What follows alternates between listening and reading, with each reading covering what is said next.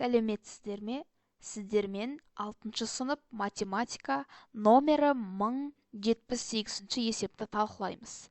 Тік бұрышты координаталар жүйесін сызып, координаталары берілген нүктелерді белгілеңдер дейді. Мынау бізде x өсі, мынау бізде y өсі екен. Бізге x-і 2 болсын дейді. Міне x өсінен 2-ні таптық. Келесі y өсінен 3 дейді. X өсі мен y өсінің қиылысқан тұсын мына нүктемен белгілейді екенбіз. Мұны біз A деген нүкте деп белгілей салайық. Келесі бізде екінші x өсінен -3-ті таптық және y өсінен 1-ді таптық. Екеуінің келіскен тұсын, кездескен тұсын B деген әріппен белгілейік. Келесі үшіншісі x -4, y -2 екен. Міне x-ті -4-ті таптық және енді y-тің бойынан -2. Екеуінің кездескен тұсы мына тұс екен. Міне нүктемен белгіледік. Енді бұны S деген нүктемен атау берейік. Келесі төртінші x0, яғни x0 координаталар басы, y -3 екен. Y-тардан -3-іміз міне. Мұны мен D деген нүкте деп белгілей салайын.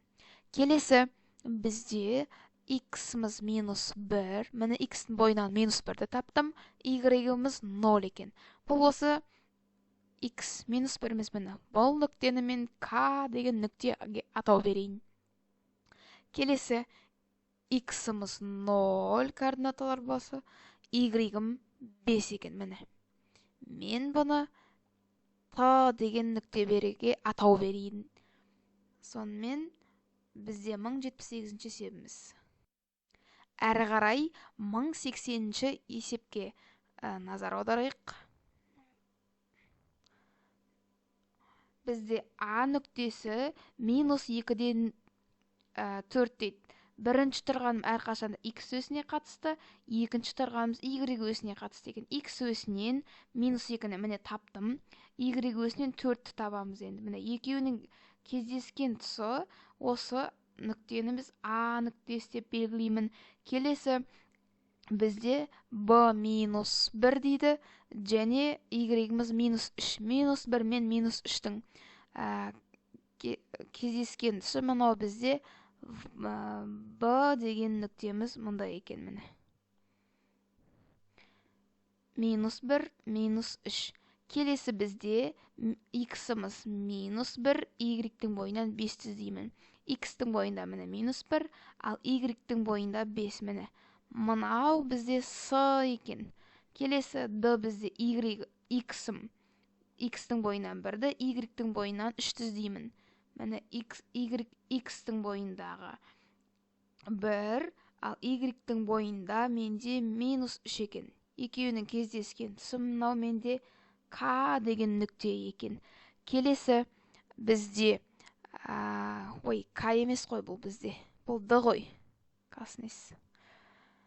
E деген нүктемізде x-тің бойынан -5-ті табамын.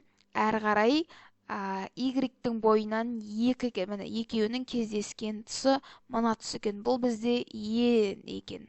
Ал келесі K деген нүкте міне K бізде x-ім 0, y-ім 1 екен.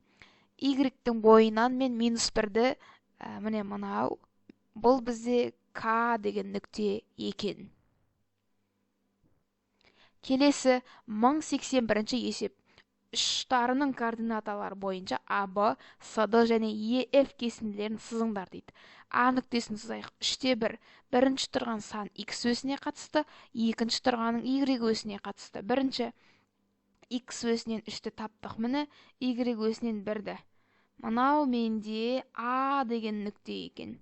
Келесі бізде B нүктесі -3-те 3 x-тің бойынан -3-ті іздеймін, y-тің бойынан 3-ті іздеймін. Міне -3 және y-тің бойынан +3. Міне мынау тұс менде B деген нүкте екен. Келесі S нүктесі менде x-тің бойынан -2, y-тің бойынан -3-ті табамын. Міне екеуінің қиылысқан тұсы мына тұс. Ол менде S деген нүкте екен. Келесі D деген нүктеміз бізде x 4, ал y -1. Міне мынау тұс менде екеуінің қиылысқан тұсы D деген нүкте екен. Келесі менде E деген нүкте, біріншісі X өсіне қатысты, екіншісі Y өсіне қатысты екен. X өсінде міне бірді таптым, Y өсінен 3-ті белгілеймін міне. Мынау менде E деген нүкте екен. Келесі F бізде X-ым 3 міне, ал Y-ым -4 екен. Мынау тұс менде екеуінің қиылысқан тұсы F деген нүкте екен.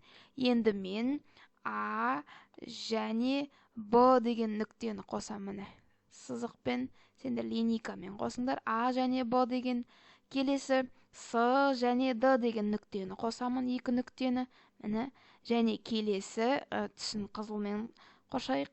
E және F деген нүктелерді қосамыз. Міне.